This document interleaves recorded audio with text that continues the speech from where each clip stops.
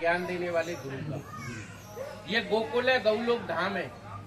इसको गौकुल क्यों कहते हैं दाऊ? क्योंकि नंद बाबा के टाइम में 9 लाख गैया रहती थी। कितनी गाय रहती थी? 9 लाख। आज भी यहाँ गोकुल की गौशाला में 2000 गाय बास करती है।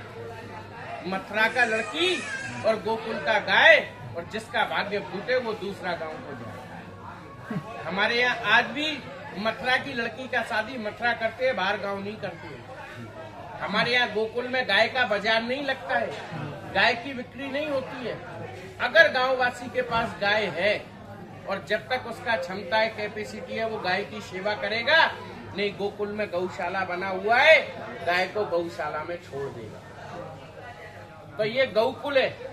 और हमारा हिंदू धर्म में 3 जगह भगवान को अटका भोग लगता है। अटका क्या होता है जानते हैं दाऊ? जब माँ के गर्भ में रहते हैं ना, उल्टे लटके रहते हैं।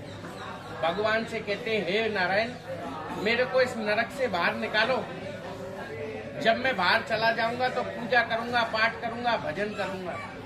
लेकिन यहाँ आकर के मोह माया में सब भूल जाता है ना।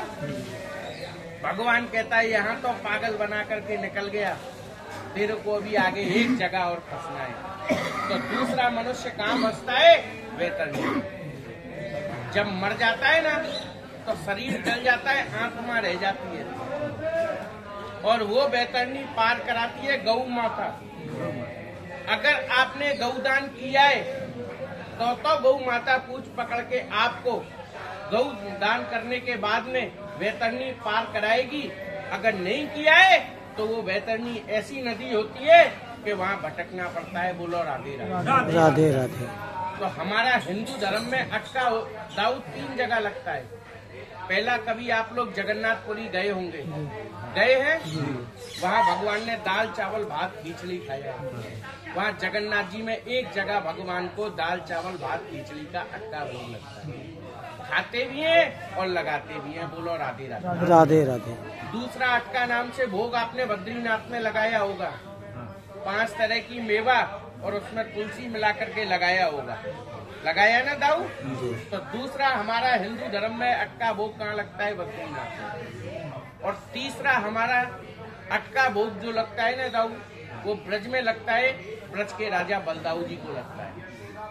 आप मथुरा, वृंदावन, बरसाना, गोवर्धन यात्रा के लिए जाओगे, या 5,500 मंदिर है। एक जगह पंचायत ट्रस्ट है, एक जगह गवर्नमेंट का मंदिर है, जिससे 5,500 मंदिरों का पालन है। तो यहाँ एक जगह बलदाऊ जी को माखन मिश्री अटका नाम से भोग लगता है। जो मनुष्य यहाँ भगवान को अटका भोग लगाता है, उनको और उनके माता पिता को गोकुल में सबसे बड़ा फल क्या मिलता है? गौदान करने। दाऊ, आप लोग जानते हो महंगाई का समय है। आप लोग अपने घर में गौदान करोगे, 25,000, 30,000, 50,000 रुपया का गौदान होगा। लेकिन यहाँ पंचायत का नियम है, यहाँ गोकुल में जो लोग अटका भोग लगाते हैं वो 3 प्रकार का होता है। किलो का, आधा किलो का, 1 पाव का। जो प्राणियां भगवान को 1 किलो का अटका भोग लगाती है कि मुझे भगवान ने सारा जीवन भर खाने के लिए दिया है। आज मैं बलदाऊ जी के घर में 4 धाम यात्रा की साक्षी में बलदाऊ जी का 1 किलो का अटका मढ़ाऊं तो 1 किलो के अटका में 2 परिवार के नाम से गौदान होता है। एक तो जन्म देने वाले माता पिता के नाम से, एक मोर पत्नी के माता पिता के नाम से। ऐसा बड़ी भाटा में आजीवन उनके परिवार का नाम साक्षी में भगवान के चरणों में रहेगा। 1 तोला माखन मिश्री सुबह मेरे माता पिता के नाम से भोग लगेगा, और 1 तोला माखन मिश्री से मेरे पत्नी के माता पिता के नाम से भोग लगेगा। आजीवन गौदान होगा, जब तक यमुना में जल रहेगा, जब तक मंदिर रहेगा। आजीवन गौदान में 1 किलो के अटका में एक बार मंदिर में 3,151 रुपया दान करना पड़ता है। आप लाख रुपया दान करो और 1 किलो का अटका मढ़ाओ तो बराबर का फल मिलेगा। बोलो राधे राधे। राधे राधे। ये ऐसा है दाऊ कि मैं रहूं या नहीं रहूं, मेरे माता पिता का नाम आजीवन भगवान के चरणों में रहे और आजीवन मेरे परिवार के नाम से भगवान को अटका भोग लगे। तो 1 किलो के अटका में एक बार मंदिर में 3,151 रुपया दान करना पड़ेगा। बोलो राधे राधे। दाऊ दूसरा होता है मंगल भोग।